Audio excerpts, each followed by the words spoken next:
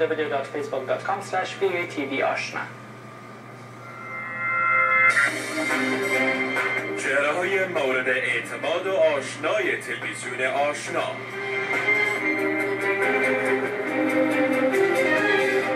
اکنون صدای آنان را از طریق رادیو آشنا 100.5 FM نیز بشنوید.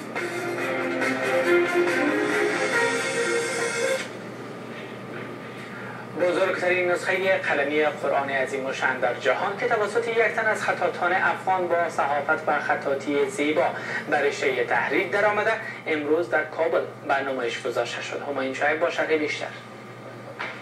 خوشنویسی بزرگترین نسخه قرآن کریم که دستنویسی گردیده در یک محفل بزرگ امروز از آن برده‌برداری صورت گرفت. ابتکار دستنویسی بزرگترین قرآن کریم دنیا مربوط کانون فرهنگی حکیم ناصر خسروی بلخی می باشد که زیبانیگاری آن از سوی استاد محمد صابر یاقوت حسینی خدری و به همکاری 9 تن از شاگردانش در طی 5 سال تکمیل گردیده است.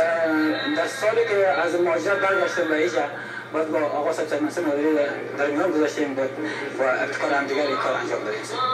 قرآن کریم خوشنویسی شده که تمام مصارف مالی آن را سید منصور نادری رئیس کانون حکیم ناصر خسروی بلخی پرداخته است.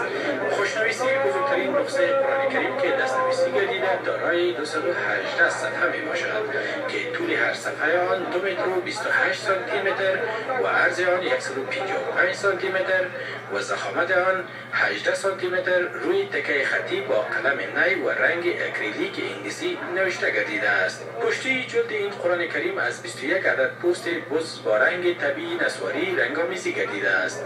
رنگامیزی میناتوری آن با آب رنگ طلا به سبک بهزاد در 80 درجه حرارت سانتیگراد و فشار 30 تن وزن حک گردیده است. سید منصور نادری رئیس کانون حکیم ناصر خسروی بلخی میگوید در مدت 5 سال از میزان سال 1383 اینا به میزان 1388 چیزی خورشیدی خطاطی و میناتوری نسخه نفیس بزرگ قرآن عظیم الشأن را به اتمام برساند. بیش از 1500 تن از مردم امروز از بزرگترین نسخه دستنویسی قرآن کریم دیدار نمودند و آنها نوشتن این قرآن کریم را یکی از شاهکاری‌های فرهنگ اسلامی افغان‌ها ایجاد نمودند.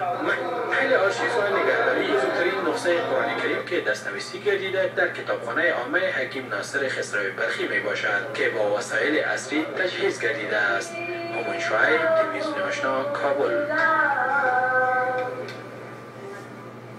و حال هم از جهان